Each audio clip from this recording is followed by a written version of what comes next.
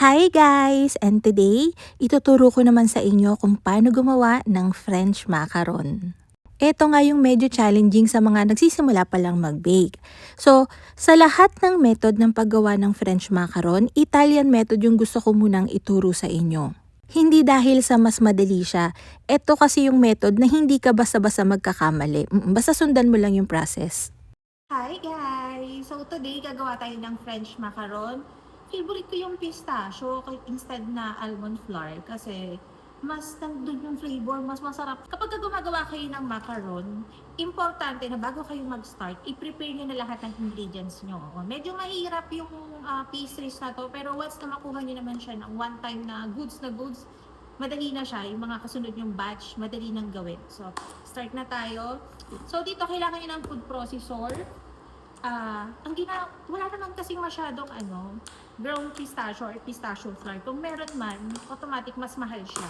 So, pistachio nuts na yung ginagamit ko. So, ilagay natin yung pistachio nuts, 180 grams dito sa ating food processor kasama ng 180 grams na powdered sugar. I-blend natin to hanggang sa maging pino na yung ating pistachio flour. Sa pangkaraniwang food processor ko nga, tumatagal to ng mga 2 minutes. Kaya inaabangan ko tong Robocoupe kasi sobrang bilis niya. Natatakot ako baka maging paste. Within or less than 10 seconds, naging pino na kagad yung pistachio flour. Grabe. So, buti na lang binantayan ko talaga. So, after nating mapino yan, isisift natin siya para mas mabilis tayo makapag-fold mamaya. Baka mamaya may buo-buo pa yung mga nuts, buo-buo pa yung powdered sugar. Kaya kailangan natin siyang isift ng once or kaya twice. So dito naman sa isang saucepan, naglagay ako dyan ng 180 grams ng white sugar, 30 grams ng water. Dito kailangan nyo talaga ng thermometer, hindi pwedeng wala. Habang nagsisirup tayo niyan sa low flame, ayan, dito naman sa isang bowl ng mixer, naglagay ako dyan ng 65 grams ng egg whites. So yan, kaya kailangan natin ng thermometer dito para makasigurado tayo dun sa timing. Papabayaan nating magsirup. Kapag nagsisirup kayo ng mga sugar and water, wag na wag nyong imimix. Magkikrystallize siya, magbubuo-buo. Kailangan natin paabutin yung sugar syrup natin ng nasa 119 degrees Celsius. Kapag umabot na siya sa temp na yon, dahan-dahan natin siyang ibubuhos dun sa egg whites natin. Hindi ko lang naipakita sa video, pero nung naging 110 degrees Celsius na yung sugar syrup ko, nag-start na akong paandarin yung mixer natin sa medium speed. Para kapag binuhos natin yung sugar syrup, hindi basta-basta maluluto yung ating egg whites dahil foamy na siya. So habang nagmi-mix tayo ng ating egg whites, pagkalagay natin ng sugar syrup, dito naman sa mixture ng pistachio flour natin and powdered sugar, imi-mix ko yung 65 grams ng egg whites. Ifo-fold ko yun ng ifo-fold hanggang maging paste siyan katulad niyan. Habang pinapaabot natin sa stiff peak yung ating egg whites, mini-mix natin yan para hindi siya mababad. Once na kasi nababad yung egg whites natin dun sa pistachio flour natin, titigas na yan. So, mas mahihirapan tayong i-fold yung egg whites natin or yung meringue natin dito sa pistachio paste natin. Nung maabot ko na yung stiff peak dun sa meringue, dinivide ko sa 3 portion yung pagfo-fold dun sa meringue dito sa ating pistachio paste. So ayan, fold nyo lang. Kaya kung napapansin nyo, dire-diretso yung process. Hindi nyo pwedeng patagalin yung pag-a-add ng sugar syrup dun sa meringue kasi titigas kagad siya since nakikita nyo mababa yung percentage ng water natin. So lahat, pati ingredients, pati mga tools, equipments, kailangan ready na agad bago kayo mag-start.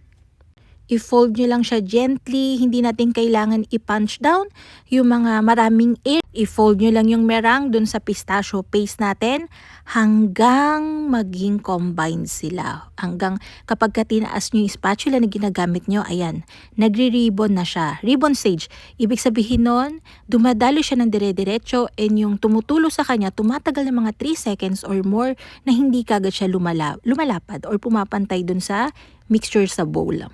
Once na natapos na tayo mag-mix, lahat ng mixture, ita-transfer ko na kagad sa piping bag.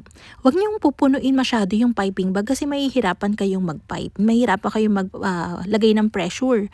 So, gumagamit ako ng piping tip na round. Pwede namang hindi pero masanay ako na gumagamit. So magi-start na tayo mag-pipe. Yung mixture na to, marami na tong kakalabasan. Gumagamit ako ng silicone mat para mas madali siyang ma-release, mas maganda yung pagkaka-bake sa ilalim ng ating macaron. Pwede din naman ang parchment paper. Ang kagandahan pati sa Italian method, hindi nyo na kailangang i-rest, hindi nyo na siya kailangang i-dry.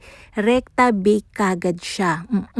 Matagal na akong gumagawa ng macaron. Alam nyo, naging challenging lang sa akin nung papalit-palit ako ng oven. Before kasi okay naman nagkakaigi ako dun sa ginagamit kong oven.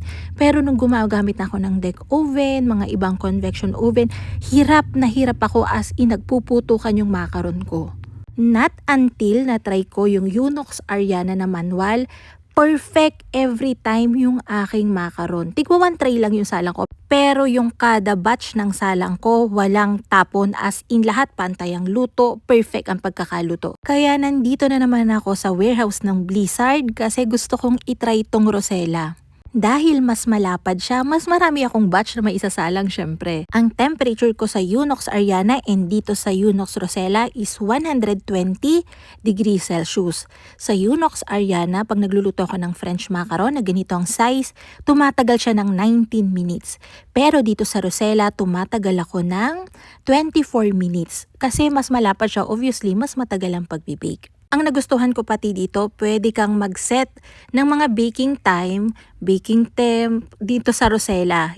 Ipoprogram mo lang siya kung ano yung usually na binibake mo, and kapag magbibake ka, hindi mo na kailangan dito ng air reduction kasi nakokontrol mo na din yung fan. Kung 0, pwede ang 1, 2, basta makokontrol mo siya. Meron din tong steam.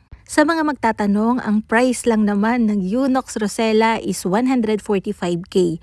Hindi pa kasama doon yung mga baking pan. So, alam nyo yun, napapag-iipunan naman natin yan. Pipilitan natin mapag-ipunan. So, malalaman nyo na baked na or well done na yung inyong macaron kapag kayo mga nasa center kadalasan ng tinetest ko, hindi na siya umuurong. Kung sakaling hilaw pa nung tinest nyo na gano'n, pwede nyo siyang ibalik. Okay lang yun. Bago natin siya tanggalin sa mga pan, ayan, hayaan nyo muna siyang lumamig kasi meron pa yung carry over cooking. Habang pinapalamig natin yung mga pistachio shell natin, gagawa tayo ng pistachio paste. Sobrang gastos, no? Pero masarap kasi to, promise. So dito, meron akong 250 grams ng pistachio. Naglagay ako dyan ng 1 tablespoon ng corn syrup, 1 tablespoon ng butter, 1 teaspoon ng pistachio emulco, and then i-blend ko yan hanggang sa halos maging paste na siya. Depende naman yun sa inyo. Ako gusto ko merong pang buo-buong konting nuts para may texture. Basta mas gusto ko yung ganun Dito naman, gagamit tayo ng white chocolate. Syempre, ang gamit natin dyan is Van Houten. Kailangan natin ng 100 grams.